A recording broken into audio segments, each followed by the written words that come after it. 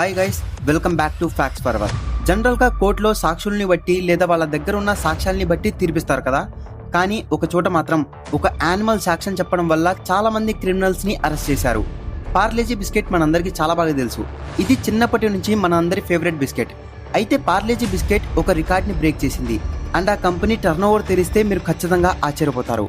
నార్మల్గా protein food అంటే మనమందరం fruits, vegetables, dry fruits and meet ఇలా చాలా చెప్తాం కదా. కానీ వీటన్నిటికన్నా చాలా ఎక్కువ ప్రోటీన్ ఉన్న ఫుడ్ ఒకటి ఉంది. అదేంటో తెలిస్తే మీరు ఖచ్చితంగా షాక్ అవుతారు. మనం ఇప్పటి వరకు చూసుకున్న కార్టూన్ షోస్లో ఉన్న క్యారెక్టర్స్ నిజంగానే ఉన్నాయా, లేదా అవి కేవలం ఆ షోస్కి మాత్రమే పరిమితమా? మన Indian army soldiers life long కొన్ని యాప్స్ని వాడకూడదని స్ట్రిక్ట్గా వార్నింగ్ ఇచ్చి 89కి పైగా యాప్స్ని బ్యాన్ చేసేసింది. ఇవే కాదు, ఇంకా ఇలాంటి చాలా ఇంట్రెస్టింగ్ అండ్ అమేజింగ్ ఫ్యాక్ట్స్ గురించి ఇన్ డీటెయిల్గా తెలుసుకుందాం. వీడియోని స్కిప్ చేయకుండా లాస్ట్ వరకు చూడండి. అండ్ ఎండ్లో చూస్తే మీరు ఖచ్చితంగా షాక్ అవ్వాల్సిందే. అండ్ లాస్ట్ వన్ని మాత్రం అస్సలు మిస్ అవ్వకండి.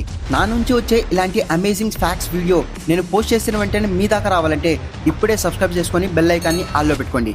సబ్స్క్రైబ్ చేసుకున్నారు కదా, ఇక వీడియోలోకి వెళ్ళిపోదామా? Fact number 1. నార్మల్గా ప్రోటీన్ ఎక్కువ ఉన్న ఫుడ్ ఐటమ్ ఏంటి అంటే మనందరికీ సాధారణంగా చికెన్, మటన్, బీఫ్ ఇలాంటివి గుర్తొస్తాయి కదా. కానీ సైంటిఫికల్లీ చూస్తే హ్యూమన్ మీట్ అనేది పోషకాల ప్రకారం అత్యంత ప్రోటీన్ రిచ్ మీట్లలో ఒకటిగా గుర్తించారు. ఒక సైంటిఫిక్ స్టడీ ప్రకారం ఒక నార్మల్ వయసులో ఉన్న మనిషి శరీరంలో మొత్తం సుమారుగా 70,000 క్యాలరీల దాకా ఎనర్జీ అనేది ఉంటుంది. ఇందులో చాలా వరకు భాగం కండరాలే ఉంటాయి. మనం మాంసం అంటే క్యాలిక్యులేట్ చేసే భాగాలు మజిల్స్ మాత్రమే. అందుకే శరీరంలో ఎక్కువ ప్రోటీన్ కూడా మజిల్స్ వల్లనే ఉంటుంది. ఈ విషయాలన్నీ 2017లో జరిగిన ఒక స్టడీలో సైంటిఫిక్ రిపోర్ట్స్ అనే జర్నల్లో పబ్లిష్ చేశారు. ఇందులో పురాతన యుగంలో మనుషులు క్యానిబలిజం అంటే మనుషులే మనుషుల మాంసం తినడం అలా ఏ కారణం వల్ల చేశారో, అలా ఎందుకు తిన్నారో ఆ ఆర్టికల్లో క్లియర్ గా చెప్పారు. ఆశ్చర్యం కలిగించవచ్చు, కానీ కొన్ని ట్రైబల్ సమాజంలో ఇది చాలా కామన్ గా వాళ్ళ డైలీ రొటీన్ గా ఇప్పటికీ ఉంది. ఇక్కడ మనం గుర్తించాల్సిన ఒక కామన్ పాయింట్ అండ్ సైంటిస్టులు వాళ్ళ రీసెర్చ్ ద్వారా చెప్పిన పాయింట్ ఏంటంటే, నార్మల్ గా డైలీ మనం తినే యానిమల్ మీట్ కన్నా హ్యూమన్ మీట్ లో vitamins, proteins, minerals and carbohydrates ఇవన్నీ యానిమల్ మీట్ తో కంపేర్ చేస్తే హ్యూమన్ మీట్ లోనే ఎక్కువగా ఉంటాయని. అంతేగాని ఇలా ప్రూవ్ చేశారు కదా అని ఇక నుంచి హ్యూమన్ మీట్ తినాలని కాదు. హ్యూమన్ మీట్ తినడం అనేది నైతికంగా అలాగే చట్టపరంగా కూడా చాలా తప్పు. Fact number 2. జస్ట్ ఒక నార్మల్ 50 రూపీస్ లేదా 100 రూపీస్ ఉండే పూసలు, రుద్రాక్ష దండలు అమ్ముకునే రేంజ్ నుంచి ఇప్పుడు 1 కోటి రూపాయల విలువ చేసే కార్లో తిరిగే రేంజ్ వరకు ఈమె ఎలా ఎదిగిందో తెలుసా? మోనాలిసా భోస్లే. రీసెంట్ గా ఇండియాలో జరిగిన మహాకుంభమేళాలో ఈమె చాలా ఫేమస్ అయింది.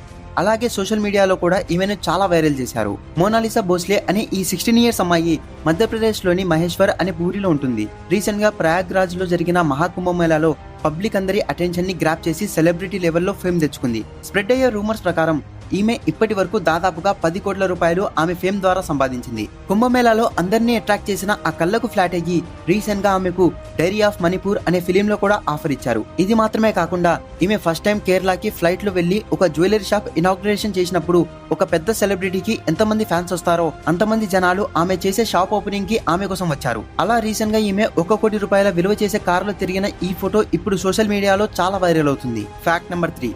ఫ్రాన్స్ లో టాయిలెట్ పేపర్ పింక్ కలర్ లో ఉంటుంది. చాలా మందికి ఇది షాకింగ్ అనిపించచ్చు, కానీ ఇది నిజం. మనం సాధారణంగా వైట్ కలర్ టాయిలెట్ పేపర్ నే చూసుంటాం. నార్మల్ గా అన్ని కంట్రీస్ లో కూడా వైట్ కలర్ టాయిలెట్ పేపర్ నే యూజ్ చేస్తారు. అండ్ మన ఇండియాలో అసలు టాయిలెట్ పేపర్ ని యూజ్ చేయరు అనుకోండి. కానీ ఫ్రాన్స్ లో మాత్రం ఎక్కువగా పింక్ కలర్ టాయిలెట్ పేపర్ నే వాడతారు. ఇది అక్కడ చాలా కాలంగా నడుస్తున్న సంప్రదాయం.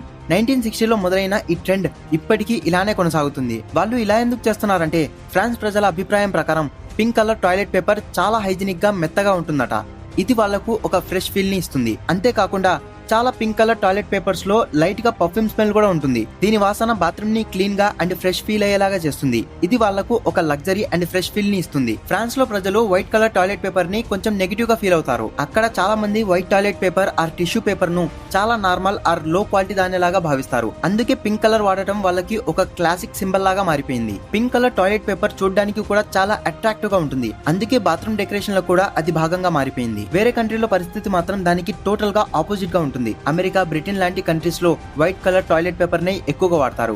కానీ కొన్ని లగ్జరీ హోటల్స్ అండ్ రెస్టారెంట్స్ మాత్రమే కలర్ టిష్యూస్ ని డెకరేషన్ కోసం వాడతాయి. మొత్తానికి చెప్పాలంటే టాయిలెట్ పేపర్ విషయంలో కూడా ఫ్రాన్స్ వాళ్ళు వాళ్ళ ఓన్ స్టైల్ ని ఫాలో అవుతున్నారు. Fact number 4. మీకు తెలుసా, మన ఇండియాలో one of the most luxuriest and richest car అయిన రోల్స్ రాయ్స్ కార్ ని ఒకసారి మన ఇండియన్ కింగ్ రోడ్స్ క్లీన్ చేయడం కోసం వాడారు. దీని వెనుక ఒక ఇంట్రెస్టింగ్ రివెంజ్ స్టోరీ ఉంది. 1920లో రాజస్థాన్ కి చెందిన రాజా జై సింగ్ ప్రభాకర్ గారు ఒకసారి లండన్ కి పర్యటనకు వెళ్ళినప్పుడు అప్పుడు అక్కడ ఉన్న రోల్స్ రాయ్స్ షోరూమ్ కి ఒక నార్మల్ పర్సన్ లాగా వెళ్లి ఒక కార్ ని టెస్ట్ డ్రైవ్ చేస్తాను ఇవ్వమని అక్కడ ఉన్న ఒక సేల్స్ మ్యాన్ ని అడిగాడు. కానీ ఆ సేల్స్ మ్యాన్ ఆ రాజుని చూసి తనని అరిచాడు. ఒక నార్మల్ పర్సన్ కి ఈ కార్ ని డ్రైవ్ చేసే అర్హత లేదని అక్కడి నుంచి వెళ్ళిపోమన్నాడు. అయితే ఆ నెక్స్ట్ డే ఆ కింగ్ తన ఒరిజినల్ గెటప్ తో ఆ షోరూమ్ కి వెళ్తాడు. అతను ఒక కింగ్ అని తెలిసి తనకి ఒక రెడ్ కార్పెట్ వేసి ఆ రాజుని ఆ షోరూమ్ లోకి ఇన్వైట్ చేస్తారు. అదే రోజు ఆ రాజు అక్కడున్న 6 రోల్స్ రాయ్స్ కార్స్ లను కొనేసి ఇండియాకి పంపించమని అదే సేల్స్ మ్యాన్ కి చెప్పాడు. ఆ కార్స్ ఇండియాకి వచ్చాక వాటికి చీపుర్లు కట్టి వాటితో ఇండియాలో రోడ్స్ లను క్లీన్ చేయించాడు. అండ్ ఆ కాలంలో రోల్స్ రాయ్స్ కార్ నడపాలి అంటే ఎవరికి పడితే వారికి ఇచ్చేవారు కాదు, దానికి ఒక స్థాయి ఉండాలి అనేవారు. అలాంటి బ్రాండ్ ఉన్న కార్ ని రోడ్స్ లను క్లీన్ చేయడం కోసం వాడారు మన Indian king. Roles Royce car ని రోడ్డు క్లీన్ చేయడం కోసం వాడారని ప్రపంచం మొత్తం తెలిసిపోయింది. అప్పుడు ఆ కార్ బ్రాండ్ మీద ఇంపాక్ట్ పడింది. అప్పుడు డైరెక్ట్ గా రోల్స్ రాయ్స్ కంపెనీ వాళ్ళు ఆ రాజుకి క్షమించమని లెటర్ రాశారు. Fact number 5, ప్లాటోపస్. ఇది ఒక విచిత్రమైన జీవి. ఇది పక్షి కూడా కాదు. బాతు ముక్కుతో ఉండే ఈ జంతువు యొక్క అసలు రహస్యం వేరే ఉంది. మీకు తెలియని ఇంకో షాకింగ్ విషయం ఏంటంటే దీని శరీరం లోపల అసలు స్టమకే ఉండదు. సాధారణంగా మనం తిన్న ఆహారం ఇలా ప్రయాణిస్తుంది.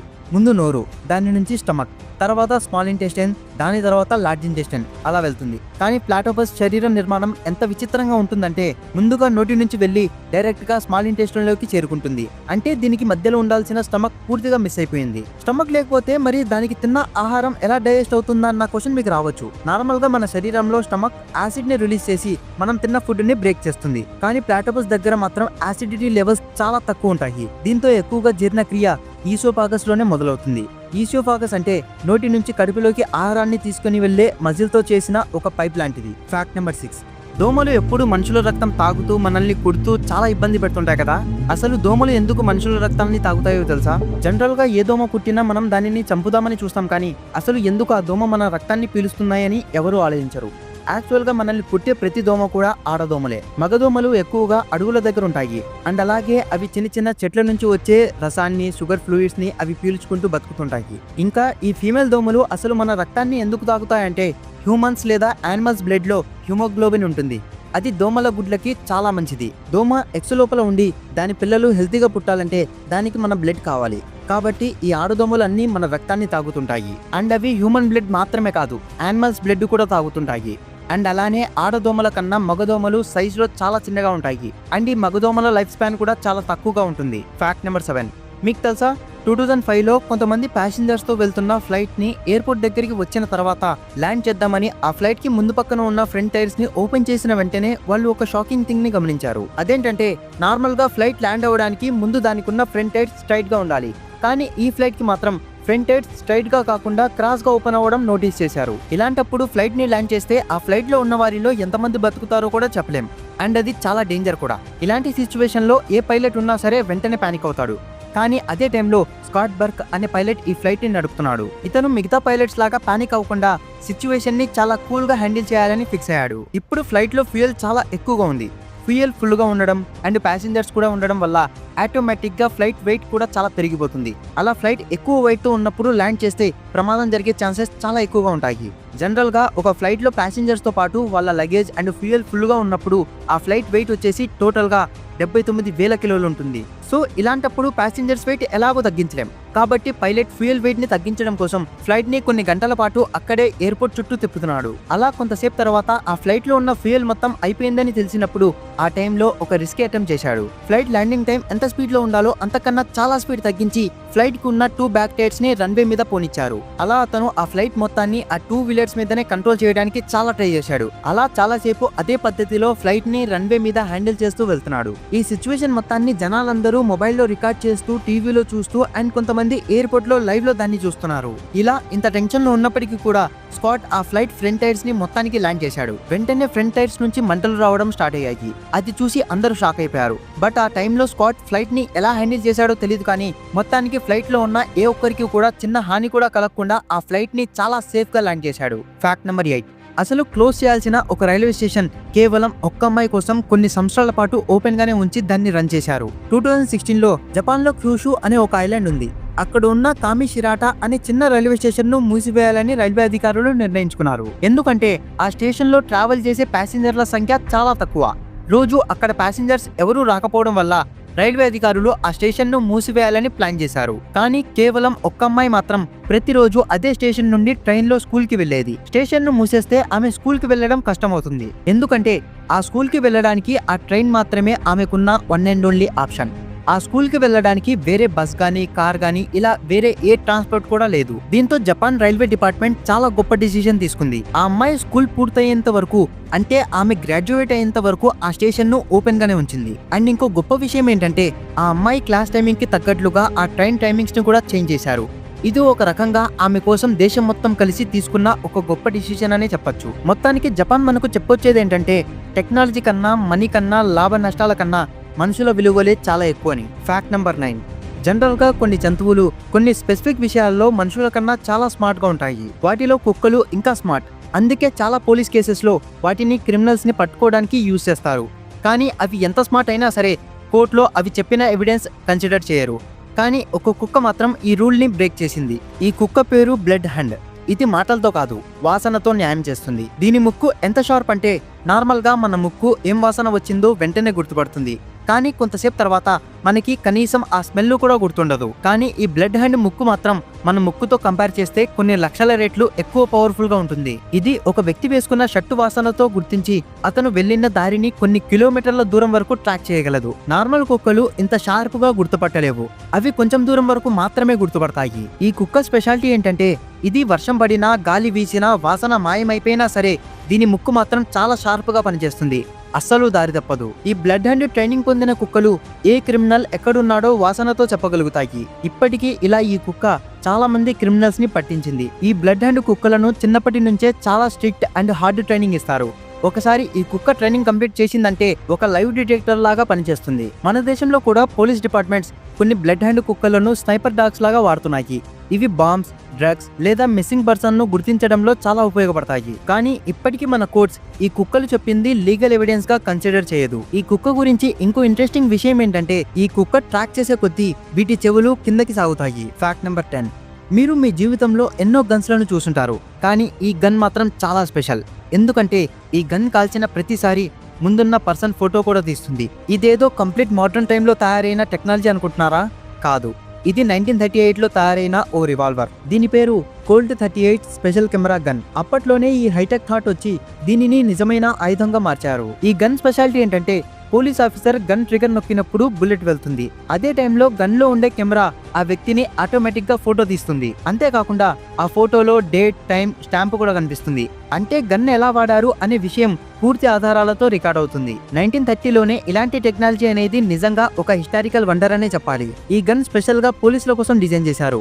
ఎందుకంటే అప్పట్లో అమెరికాలో పోలీసులపై తప్పుడు ఆరోపణలు వస్తుండేవి. వారు ఎవరిని కాల్చారో తెలియదు, ఎవరిని టార్గెట్ చేశారో సరైన ప్రూఫ్ లేదు. అందుకే ఓ పోలీస్ అధికారి ఇలా ఆలోచించాడు, మనం ఎవరిపై గన్ వాడుతున్నామో దానికి వీడియో ఆర్ ఫోటో ప్రూఫ్ ఉండాలని. అలా పుట్టిన ఇన్వెన్షనే ఈ గన్. చాలా మందికి ఈ కెమెరా ఎలా పనిచేస్తుందనే క్వశ్చన్ రావచ్చు. ఈ గన్ బ్యారెల్ కింద భాగంలో ఒక చిన్న కెమెరాని సెట్ చేశారు. అది ట్రిగర్ ప్రెస్ చేసిన నెక్స్ట్ సెకండ్ ఫ్లాష్ లాగా పనిచేసి ముందున్న వ్యక్తిని ఫోటో తీస్తుంది. ఇది కంప్లీట్ గా mechanical and film based camera. ఎందుకంటే అప్పట్లో డిజిటల్ కెమెరాసే ఉండేవి కావు. అయినా ఆ కాలానికి ఇదే ఒక రెవల్యూషన్ అని చెప్పొచ్చు. Fact number 11. ఇండియన్ ఆర్మీలో పనిచేస్తున్న ప్రతి ఒక్కరికి దేశ రక్షణతో పాటు తమ వ్యక్తిగత సమాచారం కూడా చాలా ఇంపార్టెంట్. కానీ కొన్ని నార్మల్ మొబైల్ యాప్స్ వల్ల వారి డేటా లీక్ అయ్యే ప్రమాదం ఉంది. ఇది చిన్న విషయం కాదు, ఇది దేశ భద్రతకి చాలా హానికరం. ఈ విషయం దృష్టిలో పెట్టుకొని ఇండియన్ ఆర్మీ 89కి పైగా మొబైల్ యాప్స్ ని బ్లాక్ చేసేసింది. ఇందులో చైనీస్ యాప్సే ఎక్కువ ఉన్నాయి. ఫర్ ఎగ్జాంపుల్ కి TikTok, SHAREit, Helo, WeChat, UC Browser, Xender, Bigo, Live Club, Factory, CamScanner, PUBG Mobile. ఇవి మొత్తం ఇండియన్ ఆర్మీ సోల్జర్స్ అలాగే ఆఫీసర్స్ అస్సలు వాడకూడదని స్ట్రిక్ట్ ఆర్డర్స్ వచ్చాయి. ఈ యాప్స్ ఎందుకు ఇంత ప్రమాదకరం అంటే ఈ యాప్స్ అన్ని వేరే దేశాల నుంచి ఆపరేట్ అవుతున్నాయి. వాటి సర్వర్స్ అన్ని చైనా లేదా ఇతర దేశాల్లో ఉంటాయి. మన photos, numbers, messages, location, emails ఇవన్నీ ఈ యాప్స్ ద్వారా సైలెంట్ గా లీక్ అయ్యే ప్రమాదం ఉంది. ఇది నార్మల్ సైబర్ క్రైమ్ కాదు. అందుకే ఆర్మీ ఆఫీసర్స్ పైన టార్గెట్ లాగా ఇలాంటి యాప్స్ ప్రభావం పడకూడదని ముందుగానే వార్నింగ్ ఇచ్చారు. ఈ యాప్స్ వాడడం వల్ల మన ఎనిమీ కంట్రీస్ లో ఉన్న cyber team or intelligence team వాళ్ళకి మన ఇండియన్ ఆర్మీకి సంబంధించిన ఇంపార్టెంట్ ఇన్ఫర్మేషన్ కలెక్ట్ చేసుకోవడం చాలా ఈజీ అవుతుంది. ఫర్ ఎగ్జాంపుల్ కి army location details, base camp details, communication tracks, documentations are photos ఇలాంటివన్నీ. ఇది ఏవైనా సరే పొరపాటున బయటికి వెళ్తే ఇది దేశ భద్రతకు ముప్పు కలిగిస్తుంది. అందుకే మన ఆర్మీ సోల్జర్స్ ఇలాంటి యాప్స్ ఏవి వాడకూడదని స్ట్రిక్ట్ రూల్స్ ని పాస్ చేసింది. ఇది కేవలం ఒక ఆర్మీకి సంబంధించిన విషయమే కాదు, మనం కూడా మన మొబైల్స్ లో పర్సనల్ గా ఎలాంటి యాప్స్ వాడుతున్నామో చూసుకోవాలి. డేటా ప్రైవసీ, నెంబర్ సెక్యూరిటీ మనందరికీ చాలా అవసరం. గూగుల్ ప్లే స్టోర్ లో ఉన్న యాప్స్ కూడా 100% సేఫ్ అని గ్యారంటీ లేదు. కాబట్టి అనవసరమైన యాప్స్ అన్ని ఇన్స్టాల్ చేసుకోకుండా ఉంటేనే మంచిది. అండ్ అలాగే ప్రతి మొబైల్లో సెక్యూరిటీ ఫీచర్స్ అప్డేట్ చేసుకోవాలి. Fact number 12. ఇది విని ఎవరైనా షాక్ అవ్వక తప్పదు. ఎందుకంటే 23 ఏళ్లకే బామ కావడం మనం అస్సలు ఊహించలేని విషయం. కానీ ఇది నిజంగా రొమేనియా అనే కంట్రీలో జరిగిన ఒక రియల్ ఇన్సిడెంట్. ఓ చిన్నారి పెళ్లితో ఈ కథ మొదలైంది. ఒక రొమేనియన్ అమ్మాయి అప్పుడే 11 ఏళ్లు పూర్తయ్యే వయసులో పెళ్లి చేసుకుంది. నార్మల్ గా చాలా మంది పిల్లలు ఆ ఏజ్ లో స్కూల్ కి వెళ్తారు, గేమ్స్ ఆడుకుంటారు. కానీ ఈ అమ్మాయి తన చిన్న ఏజ్ లోనే భార్యగా మారింది. తర్వాత 12 ఏళ్లకే ఆమెకి ఒక బిడ్డ కూడా పుట్టింది. అంటే మాతృత్వం అంటే ఏంటో కూడా అర్థం కాకముందే తానే తల్లిగా మారింది. ఇక్కడ ఇంకో షాకింగ్ విషయం ఏంటంటే ఆమె భర్త వయసు కూడా కేవలం 13 ఏళ్లు మాత్రమే. అంటే ఇద్దరు మెంటల్ గా అండ్ ఫిజికల్ గా ఇంకా ఎదుగుతున్న వయసులోనే చాలా లైఫ్ రెస్పాన్సిబిలిటీస్ ని తీసుకున్నారు. ఈ అమ్మాయి బిడ్డ అంటే ఆమె కూతురు కూడా 10 ఏళ్లకే పెళ్లి చేసుకుంది. 11 ఏళ్లకే ఆమెకు కూడా ఒక బిడ్డ పుట్టింది. దీంతో ఆమె తల్లి 23 ఏళ్లకే అతి చిన్న వయసులోనే బామ్మగా మారింది. ఇంత చిన్న వయసులో బామ్మగా మారడం వింత కాదు, విషాదం. ఇలాంటి కథలు వినగానే ఎవరికైనా ఆశ్చర్యం కలగాల్సిందే. కానీ వాటిని ఆపడానికి మనం బాధ్యత వహించాలి. మన ఇండియాలో చైల్డ్ మ్యారేజెస్ ని బ్యాన్ చేశారు. కానీ అప్పుడప్పుడు ఇలాంటి ఇన్సిడెంట్స్ మన ఇండియాలో కూడా జరుగుతుంటాయి. మీ సరౌండింగ్స్ లో ఇలాంటి ఇన్సిడెంట్స్ జరిగితే కంప్లైంట్ చేయండి. చైల్డ్ మ్యారేజెస్ చట్టరీత్యా నేరం. Fact number 13. మనం రోజు వాడే Google maps, Uber, Swiggy, Ola లేదా ఫేస్బుక్ లో చెక్ ఇన్ చేసే ఫెసిలిటీకి కామన్ గా పనిచేసేది జీపీఎస్, గ్లోబల్ పొజిషనింగ్ సిస్టమ్. ఈ జీపీఎస్ మనం డైలీ యూజ్ చేస్తున్నప్పటికీ దీని అసలైన ఖర్చు వివరాలు చాలా మందికి తెలియవు. జీపీఎస్ అంటే ఫ్రీ కాదు, కాకపోతే మనం అందరం దాన్ని ఫ్రీగా వాడుతున్నాం. జీపీఎస్ ని మనం డైలీ మొబైల్ ఫోన్స్ లో ఫ్రీగా వాడుతున్నాం కదా, కానీ దానికోసం రోజు కొన్ని మిలియన్స్ ఆఫ్ డాలర్స్ ని ఖర్చు చేస్తున్నారు. ఈ టెక్నాలజీని అమెరికన్ గవర్నమెంట్ డెవలప్ చేసింది. అది కూడా అమెరికన్ సిటిజన్ నుంచి కలెక్ట్ చేసిన ట్యాక్స్ ద్వారా. జీపీఎస్ శాటిలైట్ స్పేస్ లో తిరుగుతూ education, transport, army, health, commercial applications కి సర్వీసెస్ ని అందిస్తుంది. ఈ మొత్తం సిస్టాన్ని కంట్రోల్ చేసేందుకు ప్రతిరోజు సుమారుగా $2 మిలియన్, అంటే దాదాపుగా 16 కోట్ల రూపాయలు ఖర్చు అవుతుంది. జీపీఎస్ అసలు యాక్చువల్ గా తయారైంది యునైటెడ్ స్టేట్స్ మిలిటరీ కోసం. అంటే స్టార్టింగ్ లో ఇది యుద్ధ అవసరం కోసం మాత్రమే ఉపయోగించేవాళ్ళు. కానీ తర్వాత టైంలో ఇది పీపుల్ కి అందుబాటులోకి వచ్చింది. ఇది అమెరికాకు గవర్నమెంట్ పరంగా ఒక ఇన్ఫ్రాస్ట్రక్చర్ లాగా మారింది. అందుకే దాన్ని ప్రపంచానికి ఫ్రీగా అందిస్తుంది. దీనివల్ల అమెరికా టెక్నాలజీలో డామినేషన్ కొనసాగుతుంది. Fact number 14. మీకు ఈ విషయం తెలుసా? నార్మల్ గా football or basketball players game అయిపోయాక వాళ్ళ షూస్ ని ఫ్యాన్స్ కి గిఫ్ట్ గా ఇస్తుంటారు. కానీ మీరు బాగా గమనిస్తే వాళ్ళు ఆ షూస్ ని ఫ్యాన్స్ కి ఇచ్చే ముందు వాళ్ళు వాళ్ళ షూస్ లో ఉన్న ఇన్సోల్ ని తీసేసి ఖాళీ షూస్ ని మాత్రమే ఇస్తారు. బాస్కెట్బాల్ ప్లేయర్స్ షూస్ ని ఫ్యాన్స్ కి ఇవ్వడం చాలా కామన్. గేమ్ అయిపోయాక వాళ్ళ షూస్ ని ఫ్యాన్స్ కి రెస్పెక్ట్ కోసం ఇస్తారు. దానితో వాళ్ళు ఇన్స్పైర్ కూడా అవుతారు. అండ్ క్రికెట్ లో కూడా క్రికెటర్స్ వాళ్ళ ప్యాడ్స్, గ్లోజెస్ అండ్ జెర్సీస్ ఇలాంటివి ఫ్యాన్స్ కి ఇస్తుంటారు. అయితే బాస్కెట్బాల్ ప్లేయర్స్ వాళ్ళ షూస్ లో ఉన్న ఇన్సోల్ ని తీసేసి కేవలం షూస్ ని మాత్రమే ఎందుకు ఇస్తారో తెలుసా? బాస్కెట్బాల్ ప్లేయర్స్ అండ్ చాలా మంది ప్లేయర్స్ కి గేమ్ ఆడుతున్నప్పుడు వాళ్ళ కాళ్ళు ఇలా అయిపోతాయి. అప్పుడు వాళ్ళకి సరైన ఆర్థోటిక్స్ అవసరం ఉంటుంది. వాళ్ళు సరైన ట్రీట్మెంట్ తీసుకోకపోతే వాళ్ళ కాళ్ళు చాలా నొప్పేస్తాయి. వాళ్ళకి అస్సలు కంఫర్ట్ ఉండదు. అందుకే ఆ ప్లేయర్స్ అందరూ ఆ ఇన్సోల్ ని స్పెషల్ గా కస్టమైజ్ చేసి స్పెషల్ 3D ప్రింటర్ ద్వారా తయారు చేయించుకుంటారు. అండ్ అలా తయారు చేయడానికి ఎక్కువ టైం అండ్ మనీ ఖర్చు అవుతుంది. అందుకే ఫ్యాన్స్ కి ఇచ్చేటప్పుడు వాళ్ళకి ఇన్సోల్ ని తీసేసి షూస్ ని మాత్రమే ఇస్తారు. Fact number 15. జనరల్ గా మనం మేఘాలను ఆకాశంలోనే చూస్తుంటాం కదా. నార్మల్ గా ప్లెయిన్ గా ఉండే ఆకాశంలో వర్షం వచ్చే ముందు మేఘాలు ఎక్కువగా కనిపిస్తుంటాయి. కానీ ఈ మధ్య న్యూస్ అండ్ సోషల్ మీడియాలో మేఘాలు ఆకాశం నుంచి నేల మీద పడుతున్న వీడియోస్ బాగా వైరల్ అవుతున్నాయి. మీరు ఇప్పుడు స్క్రీన్ మీద చూస్తున్న ఈ ఇమేజెస్ అండ్ వీడియోస్ అన్ని అక్కడ లోకల్ పీపుల్ వాళ్ళ మొబైల్ తో షూట్ చేశారు. ఈ క్లిప్స్ ఈ మధ్య సోషల్ మీడియా అండ్ న్యూస్ల్లో చాలా వైరల్ అవుతున్నాయి. అండ్ ఇలా మేఘాలు శ్రీకాకుళంలో ఎక్కువ పడుతున్నాయి. అసలు ఆకాశంలో ఉండాల్సిన మేఘాలు సడన్ గా కిందికి ఎందుకు వస్తున్నాయి? కొంతమంది ఏమో దీన్ని చూసి క్లౌడ్ ఫాలింగ్ ఫినామినా అంటూ ఏవేవో స్టోరీస్ చెప్తున్నారు. బట్ ఇలా పడడానికి యాక్చువల్ రీజన్ ఏంటంటే ఆ ఊరి దగ్గరలో ఉన్న ఇండస్ట్రీస్ ఆర్ ఫ్యాక్టరీస్ నుంచి ఫామ్ అయిన నురుగు, లేదా ఆ ఇండస్ట్రీస్ నుంచి వచ్చే కొన్ని హార్మ్ఫుల్ గ్యాసెస్ తో ఫామ్ అయిన ఒక చిన్న క్లౌడ్ అంతే. ఎందుకంటే మనం ఎప్పుడూ ఆకాశంలో చూస్తున్న క్లౌడ్స్ ఎలా తయారవుతాయంటే భూమి మీద ఉండే వేడి గాలి మొత్తం లైట్ వెయిట్ ఉండడం వల్ల అది స్లోగా ఆవిరి రూపంలో పైకి వెళ్తుంది. అండ్ పైన ఆకాశంలో అట్మాస్ఫియర్ కూల్ గా ఉండడం వల్ల ఇక్కడ ఉన్న హాట్ మాలిక్యూల్స్ టెంపరేచర్ మొత్తం కూల్ అయ్యి ఆ కూల్ అయిన మాలిక్యూల్స్ అన్ని దగ్గరికి వచ్చి ఇలాంటి క్లౌడ్స్ ఫామ్ అవుతాయి. అండ్ క్లౌడ్స్ కిందికి రావడం అస్సలు జరగదు. ఒకవేళ కిందికి వచ్చినా కూడా అవి భూమి మీద పడే లోపే ఆవిరైపోతాయి. అంతేకాని ఇలా క్లౌడ్స్ డైరెక్ట్ గా కింద పడవు. Fact number 16. మీరు ఇప్పుడు ఈ ఫోటోలో చూస్తున్న ఎముకలన్నీ చూసి ఏ సమాధి నుంచి బయటికి తీశారనుకుంటున్నారు కదా, కానీ కాదు. ఇవన్నీ ఒక పక్షి గూట్లో కనిపించాయి. అవును, మీరు విన్నది నిజమే. ఈ పక్షి పేరు హర్పీ ఈగల్. ఇది ప్రపంచంలోని అత్యంత ప్రమాదకరమైన అండ్ శక్తివంతమైన పక్షుల్లో ఒకటి. ఈ పక్షి దాదాపుగా 3 to 3.5 ఫీట్స్ ఎత్తు పెరుగుతుంది. దాని రెక్కల వెడల్పు వచ్చేసి ఏకంగా 7 అడుగులు ఉంటాయి. అవి ఒక మనిషి ఎత్తు కంటే ఎక్కువ. వీటికున్న పంజా దాదాపుగా 4 ఇంచెస్ పొడవు ఉంటుంది. అంటే దాదాపుగా ఒక పెద్ద ఎలుగుబంటి పంజా అంత సైజు. ఇవి దానికున్న పంజాతో దాదాపుగా 530 పౌండ్స్ పర్ స్క్వేర్ ఇంచెస్ బలాన్ని ప్రొడ్యూస్ చేస్తాయి. 530 పౌండ్స్ అంటే దాదాపుగా 240 కిలోగ్రామ్స్. ఇది పిట్బుల్ కుక్క కాటుతో కంపేర్ చేస్తే 2 టైమ్స్ ఎక్కువ.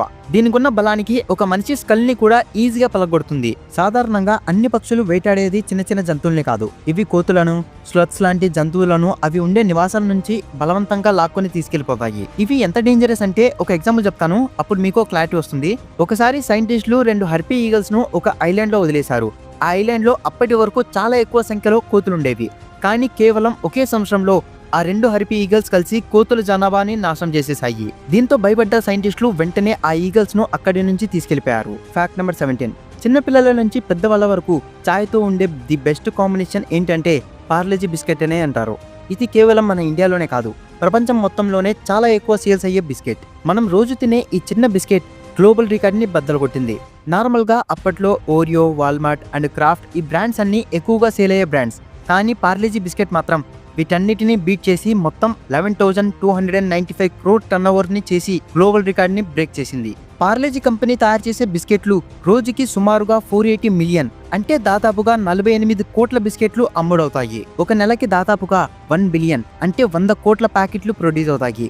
అదే సంవత్సరానికి చూసుకుంటే ఇది సుమారుగా 1.2 మిలియన్ టన్నుల బిస్కెట్లు అంటే 12 లక్షల టన్నుల బిస్కెట్లు తయారవుతాయి. ఇన్ని బిస్కెట్లు అసలు ఏ మాత్రం వేస్ట్ కాకుండా ప్రజలందరి చేతుల్లోకి వెళ్తున్నాయంటే ఈ బిస్కెట్ కి ఎంత డిమాండ్ ఉందో మీరే ఊహించుకోండి. అసలు పార్లేజీ బ్రాండ్ 1939లో ప్రారంభమైంది. అప్పట్లో స్వతంత్రం రాని టైంలో ఇండియన్ బ్రాండ్ కావాలనే ఉద్దేశంతో ఇది స్థాపించడం జరిగింది.